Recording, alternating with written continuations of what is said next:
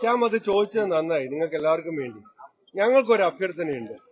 സാധാരണ മാധ്യമങ്ങൾ എടുക്കുന്നത് ഒരു ആന്റി എസ്റ്റാബ്ലിഷ്മെന്റ് പൊസിഷനാണ്. എപ്പോഴും മാധ്യമങ്ങൾ പ്രതിപക്ഷമാണെന്ന് പറയാറുണ്ട്.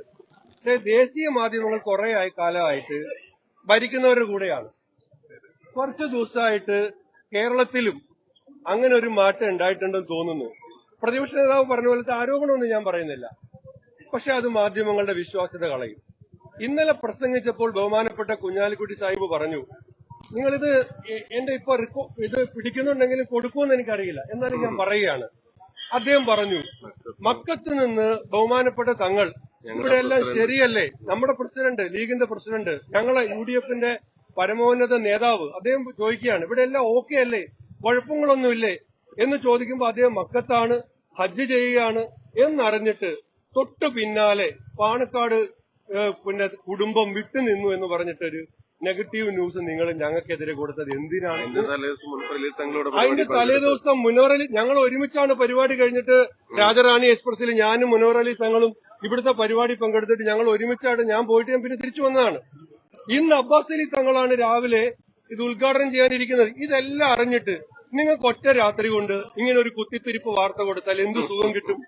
ഇതൊരു പിറ്റേ ദിവസം രാവിലെ പൊളിയുന്നതാണെന്ന് അറിഞ്ഞുകൊണ്ട് ഈ വാർത്ത കൊടുത്തിട്ട് എന്ത് ചെയ്യാനാണ്? ഞാൻ ഒരു കാര്യം പറയാം, എന്തു വാർത്ത നിങ്ങൾ നെഗറ്റീവായിട്ട് കൊടുത്താലും ഞങ്ങൾ ഈ തെരഞ്ഞെടുപ്പ് ജയിക്കും, നിങ്ങളുടെ വിശ്വാസ്യത പോകും. മറ്റുദ്ദേശമൊന്നും ഇല്ലാതെ അബദ്ധത്തിൽ പോയി വാർത്ത കൊടുക്കുന്നവരാണെങ്കിൽ പിന്മാറണം. മറ്റുദ്ദേശത്തിൽ വാർത്ത കൊടുക്കുന്നവരെ പിന്മാറ്റാൻ നമുക്ക് ആർക്കും കഴിയില്ല.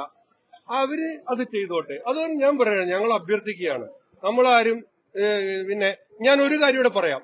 ഇങ്ങനെ വാർത്ത കൊടുക്കുന്ന മാധ്യമപ്രവർത്തകരെ ഇവിടുത്തെ ഇടതുപക്ഷ സ്ഥാനാർത്ഥി സ്വരാജ് മുമ്പ് ഒരു പദപ്രയോഗം നടത്തിയിരുന്നു അവർക്കെതിരെ. ഞാനത് പറയൂല, ഞങ്ങൾ ആരും അത് പറയില്ല. സ്വരാജ് പണ്ട് ഇങ്ങനെ വാർത്ത കൊടുക്കുന്നവരോട് അല്ലെങ്കിൽ അയാൾക്ക് എതിരായ വാർത്ത, ഞങ്ങൾക്കിപ്പോ എതിരായാലും ഞങ്ങളത് പറയില്ല. നിങ്ങൾ എത്ര എതിരായി ഞങ്ങൾക്ക് വാർത്ത കൊടുത്താലും സ്വരാജ് പണ്ട് മാധ്യമങ്ങളെ കുറിച്ച് വിളിച്ചത് ഞങ്ങളാരും വിളിക്കില്ല. പക്ഷേ അങ്ങനെ നെഗറ്റീവ് വാർത്ത കൊടുത്ത് UDF തോക്കില്ല. ഇവിടെ UDF ലീഗാണെങ്കിലും കോൺഗ്രസ് ആണെങ്കിലും ഇന്ത്യൻ യൂണിയൻ മുസ്ലിം ലീഗ് നേരും നെറിവുള്ള ഒരു പാർട്ടിയാണ്. ആ പാർട്ടി നേരെ നിന്ന് കോൺഗ്രസിന്റെ സ്ഥാനാർത്ഥിയെ UDF-ന്റെ സ്ഥാനാർത്ഥിയെ ജയിപ്പിക്കാൻ വേണ്ടി പരിശ്രമിക്കുക.